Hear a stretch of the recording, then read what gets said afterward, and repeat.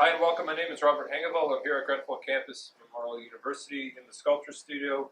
And today I wanted to just speak a little bit about all the different measuring devices available to us.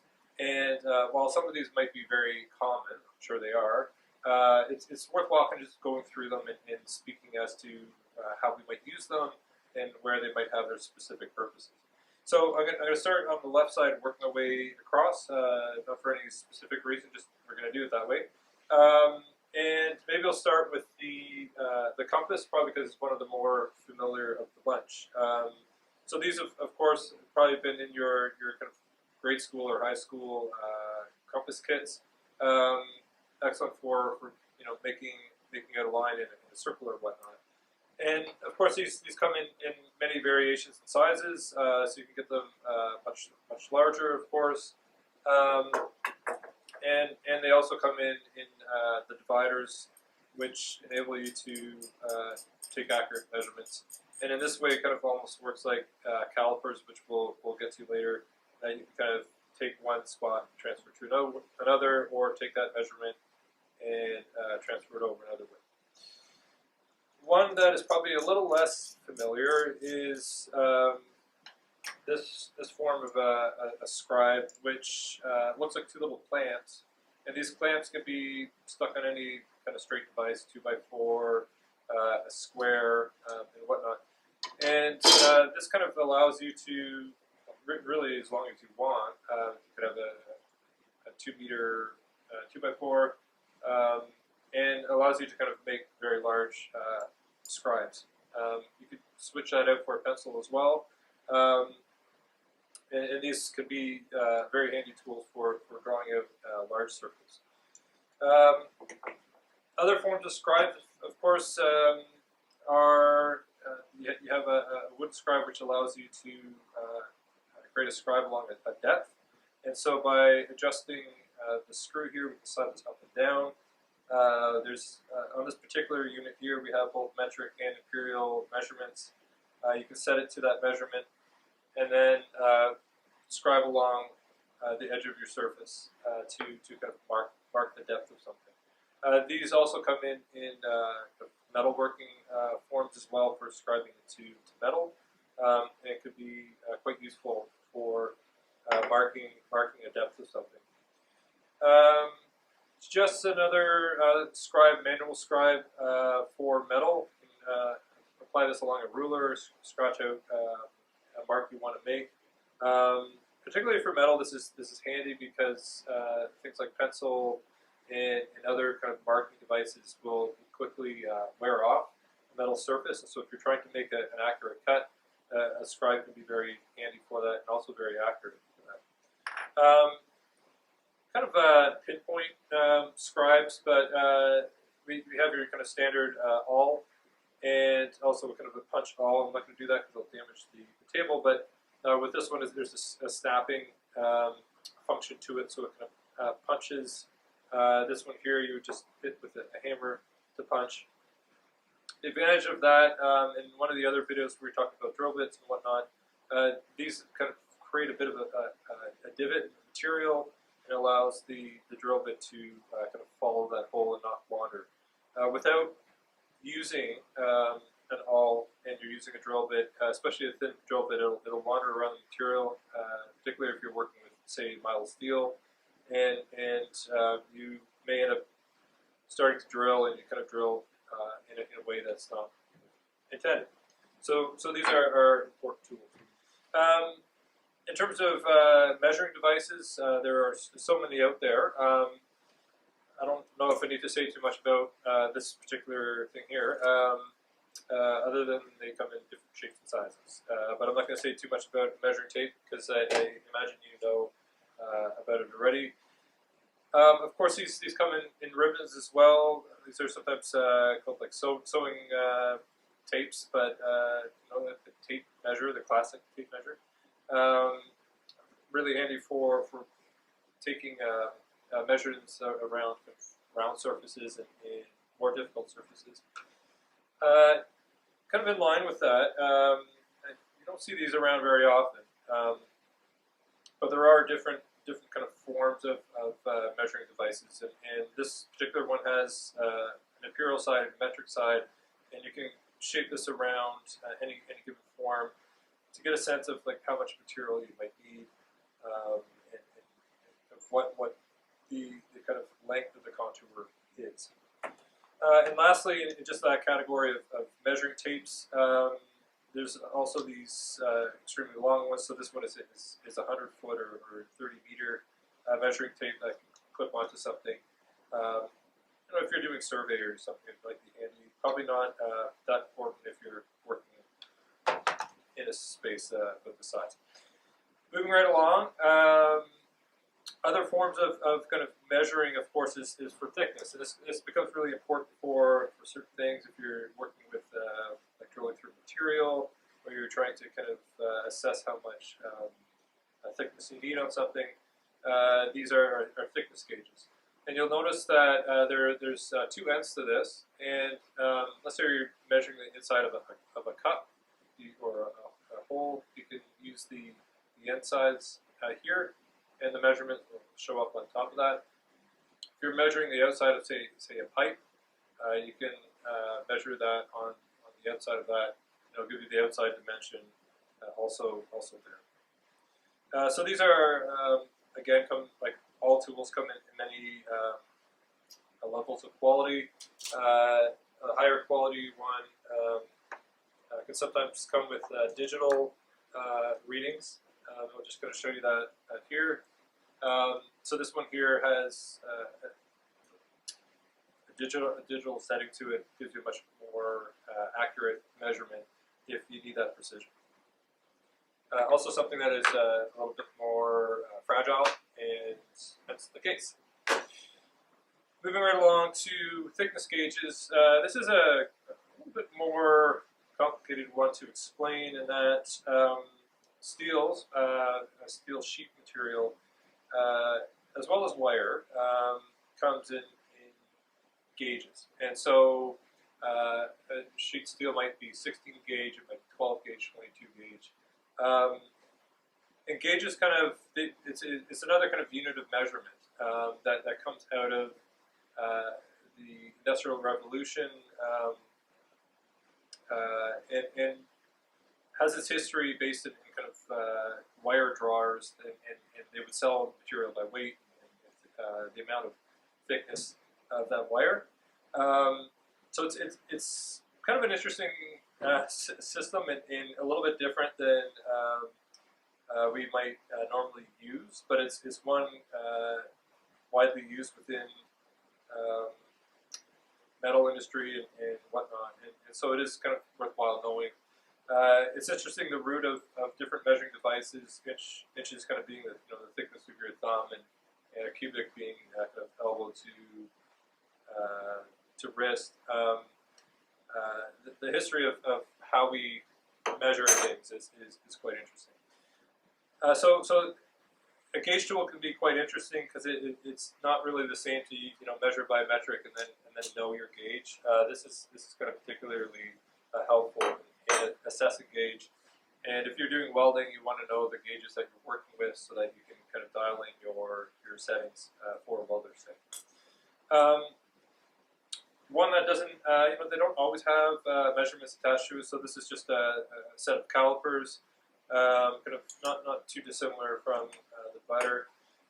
So this has been taken out of the ceramic studio. They come in different shapes and sizes, and of course these are very handy for measuring one thing and comparing to another. An example of that in ceramics might be you're making a teapot and you want your lid to kind of fit your teapot. Something like this would be very helpful for that. So moving right along to other kind of variations on measuring devices. These are kind of particularly around angles and uses around that. I'll start with the right angle or the square. So square could be very useful in ensuring you have your material squared up. There's also, most squares will come with a bunch of fractions on it, and that is for setting different angles. More used in construction framing and whatnot there, but you can also use it in all sorts of circumstances. But it might have like a ratio for like a 412 slope and that kind of thing, and you can set up clamps on your utility square and measure across, say, a joist or something like that. Particularly handy for checking material, and if material is out of square, that's when you start running into problems if you're trying to, say, put together a box or something like that. So these can be very important to use. Also, something to be careful not to be stepping on them and whatnot, because that can, of course, damage the accuracy of really any of these tools. Similar to the calipers, not all kind of measuring devices have measurements on them. So this is just an angle finder, and it can be used to check the angle on a particular thing. Lock that in place, and then you can take that angle and transfer it over to something else. Or let's say you need 10 of the same angle, you can kind of set that in there and draw it from one piece to the other. In a similar way, you have two other devices with, and these come in different shapes and forms as well, but angle finders. So this one is kind of working more almost like a protractor with a movable arm attached to it. This one here is very handy for getting a very accurate measurement on an angle. So if you're trying to get exactly, say, 45 degrees for a picture frame, you can, first of all, set this to 0. Make sure that's even-ended and set to 0. And then as you work your way out, you will come to 45 degrees. And this is kind of to the point 1 degree. And I cannot, there we go, 45 degrees. And now I can measure that up against my miter joint and make sure that I have an accurate measuring joint. You can also reset this at that point and check it again in another way. You can kind of reset it at any position. Typically, you'd be setting it at 0 like this. But there's kind of variations in that. Utility squares is also very handy device. Occasionally, you can get these with a kind of spinning top, so you can get whatever angle you want. But typically, it comes in at a 90 degree and a 45 degree. These here, there's a screw that allows you to slide square up and down, and this can be quite helpful. A similar way to the scribe in kind of setting a depth to something. And say you're running something through the planer, you can check the depth that you want until it kind of finally hits that. There's also a level on there. I think the levels I would kind of put my trust in that based on the quality of the level. A lot of levels are kind of not 100% accurate. So kind of keep that in mind. But they can be helpful in kind of setting direction on stuff. So moving on to the last couple things that I have set up here. This particular unit is a contour finder or shape finder. It could be quite helpful in trying to, similar to the calipers and some of the other tools I've talked about, copying certain lines over, and it is often very difficult to do that. And so this here is there's a bunch of plastic sliders, all kind of back to back, and if you were to say put that against a shape now, you have that shape, and you can go ahead and draw that out and cut that out or do whatever you want with it. So there's also a whole array of levels, laser levels that you can use to project across the wall to set of measurements. A little torpedo level. These can also be connected to a string as well. So there's kind of a level and then also plumb. Plumb is being the kind of the vertical set for level. One thing to check with the level is just to recommend on that is to kind of flip to both sides when you're using that. So if you're checking the level of the table, it reads at its level. In case you're not sure of the quality of the level that you're using, you can kind of pick that up, flip it around, and it should end up in the very same spot. If it does not, the level itself is not true, and you shouldn't really be trusting it to the extent you are doing that. So right now, like this level shows that there's a slight slope to the one side. If I flip it over, it's very similar, but it's actually like a fraction off. So this is a fairly good level, but there is a slight variation on it itself. In terms of the level, like, just by playing around with it, you can kind of see that, but the bubble kind of sits at the top side, of course, of the high side. So probably enough said about level. Just the last measuring device that I want to kind of speak of, and it's kind of a very handy one, but one that probably doesn't get used a lot, but has a function to it, and that is a scale ruler. And so this one here it's a metric version and has different lines in relationship to 1 meter. And so there's 1 to 1,000, which is a millimeter, which we're much more familiar with. But then you also have measurements like 1 to 2,500, and so the lines are much closer. And what that allows you to do is, particularly if you're working with maps or drawings, or you're working with kind of a bigger scale things, it allows you to scale work up from one spot to another. I think with a lot of the drafting programs that we have in softwares today, this is probably a little less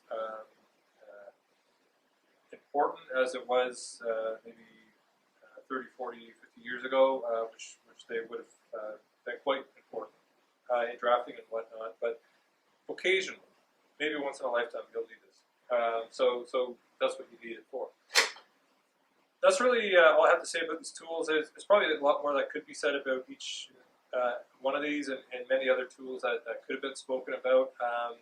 Many of these are comments, so it's probably not really exciting new information, but at the same time, maybe some of these it's the first time you've been kind of hearing about their function and what they do. So I'll leave it there. I hope this is helpful to